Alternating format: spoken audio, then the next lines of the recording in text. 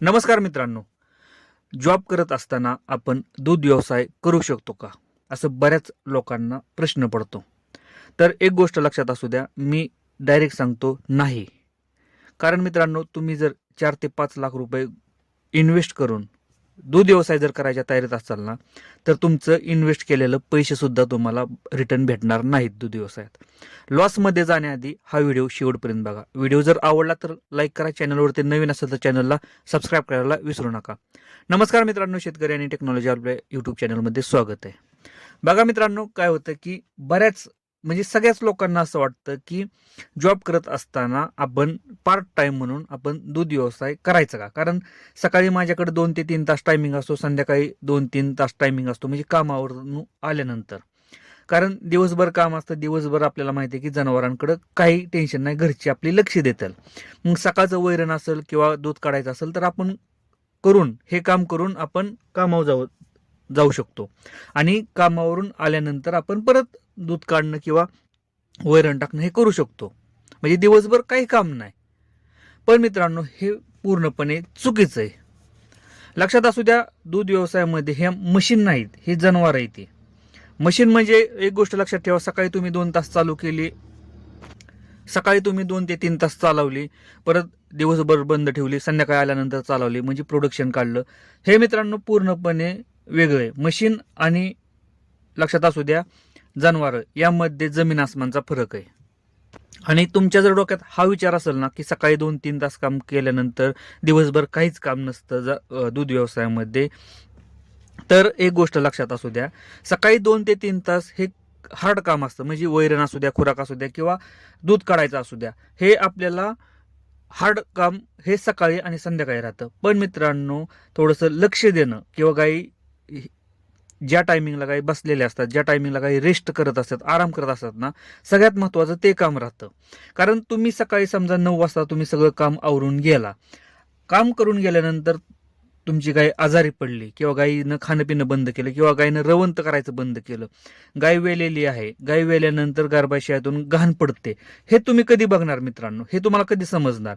किंवा गायला मास्टायटिस झाला, तुम्ही गेला आणि गायीची एक साईड सुजलेली आहे.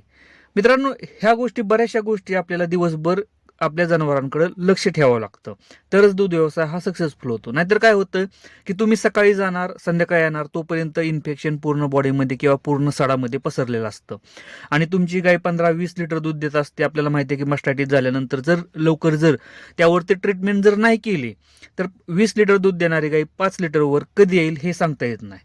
त्याच प्रकारे समजा त्या गायीला जर थॅलेरिया म्हणजेच की गोचर ताप झालेला असेल, तर अशा कंडिशनमध्ये तर काय होतं की 2-2, 3-3 दिवस ट्रीटमेंट करावी लागते. सकाळ संध्याकाळ ताप आपल्याला चेक करावं लागतो. दुपारी गाय खाते का व्यवस्थित, गायीला ड्रिप लावावं लागते, म्हणजे सलाईन लावावं लागतात. ह्या गोष्टी, बऱ्याचशा गोष्टी आपल्याला ह्या कराव्या लागतात मित्रांनो. डॉक्टर आल्यानंतर, डॉक्टर कधी येतात कधी नाही. तुमची गाय दुपारी आजारी पडली, तुम्ही संध्याकाळी येणार, संध्याकाळी आल्यानंतर वैरण टाकल्यानंतर तुम्हाला समजणार की गाय खात नाही. तोपर्यंत टायमिंग बराचसा गेलेला असतो. आणि हा गेलेला टायमिंग काय करतो मित्रांनो, ह्या टायमिंगमध्ये की गायीच्या बॉडीमध्ये इन्फेक्शन जास्त प्रमाणात पसरतं. आणि त्यामुळे काय होतं की गायीचा रिकव्हरी होण्याचा टायमिंग हा जास्त राहतो आणि गायी दुधाला ऑटोमॅटिकली कमी येतात. त्यामुळे काय होतं मित्रांनो, की मी एकच गोष्ट सांगतो की जर तुम्हाला जर करायचा आहे ना व्यवसाय, तर फुल टाइम यामध्ये वेळ दिला पाहिजे. फुल टाइम का दिला पाहिजे मित्रांनो? कारण काय होतं की आपण काय म्हणणार की घरची असतात, पण एक गोष्ट लक्षात असू द्या, घरची जेवढं तुमच्या डोक्यामध्ये विचार असतो की आपण सक्सेसफुल डेअरी फार्म करायचा आहे, तेवढा घरच्यांच्या डोक्यामध्ये नसतो. घरची काय फक्त लांबून बघणार, गाय आहे बसली उठली एवढंच बघणार.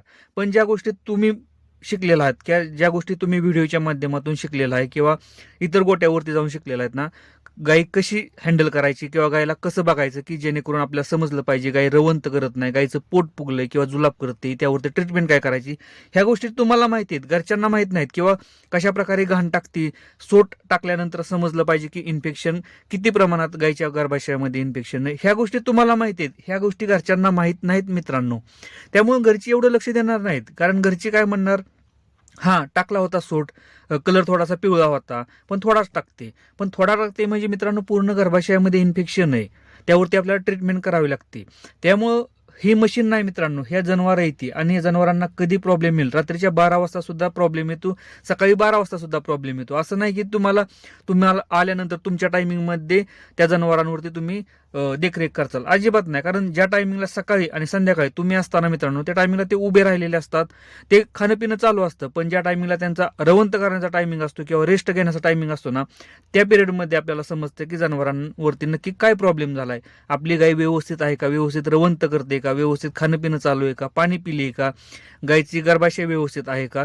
जर ह्या गोष्टी सगळ्या व्यवस्थित असेल तर गाय दूध देणारे, गाय हिटवर येणारे, गाय एका इंजेक्शनामध्ये गाभण राहणार आहे. नाहीतर काय होतं की आपल्याला गोट्यामध्ये माहिती आहेत की 2-2, 3-3 वर्ष आज शेतकरी गाय खाली सांभाळतोय. का सांभाळतोय? कारण शेतकऱ्याला काय वाटतं की सकाळी 2 ते 3 तास काम आणि संध्याकाळी 2 ते 3 तास काम, दिवसभर काहीच काम नसतं. पण दिवसभर लक्ष ठेवणं हे सगळ्यात महत्वाचं काम असतं. कारण मित्रांनो, एक गोष्ट लक्षात असू द्या, गाईचं जर रवंत प्रक्रिया व्यवस्थित असेल, गाईचं खाणं पिणं व्यवस्थित असेल तर गाय दुधाला चांगली उतरणार आहे. आणि गायची पिशवी जर चांगली असेल तर गाय एका इंजेक्शनामध्ये गाभण राहणार आहे आणि आपलं व्यात बुडणार नाही. आणि गाय जर कंटिन्यू जर आपण जर म्हणजे व्यात असलं ना मित्रांनो, तर गाई फ्लोमध्ये दूध देतात. नाहीतर काय होतं की तुम्ही 2 वर्ष खाली सांभाळायचा, परत त्या गायीची सिस्टीम परत पूर्ण बिघडलेली असते, गाई परत व्यवस्थित दूध देत नाही. त्या प्रत्येक वेत हे मित्रांनो आपल्याला भेटलं पाहिजे, तरच आपल्याला हा व्यवसाय परवडणार आहे. नाहीतर 1,00,000-1.5 लाख रुपयाची गाय आणून जर 2-2 वर्ष जर आपल्याला गोठ्यामध्ये खाली सांभाळायची जर वेळ आली ना, तर त्यापेक्षा एकच गोष्ट सांगतो की हा व्यवसाय तुम्ही करू नका. कारण काय आहे की गायीनं प्रत्येक वर्षी आपल्याला वेत दिलं पाहिजे, म्हणजे कालवड दिलं पाहिजे, म्हणजे गाय व्याली पाहिजे मित्रांनो, तर ती गाय आपल्याला परवडणार आहे. नाहीतर 1.5 लाख रुपये तुम्ही इन्व्हेस्ट करून जर एक व्याज झाल्यानंतर तुम्ही 2 वर्ष गाय खाली सांभाळत असाल ना, तर त्यापेक्षा नाही केलेला हा व्यवसाय चांगला आहे मित्रांनो. त्यासाठी आपल्याला ह्या व्यवसायात जर उतरायचं असेल ना, तर घरची आपली किती तयार आहे ती आणि तुम्ही किती वेळ देणार आहे हे सगळ्यात महत्वाचं आहे. माझं तर एकच म्हणणं आहे, जर फुल टाइम जर तुम्हाला द्यायची तयारी असेल तरच व्यवसायामध्ये उतरा, नाहीतर अजिबात या व्यवसायाच्या नादी लागू नका. व्हिडिओ जर आवडला असेल तर लाईक करा, चॅनलवरती नवीन असेल तर चॅनलला सबस्क्राईब करायला विसरू नका. धन्यवाद.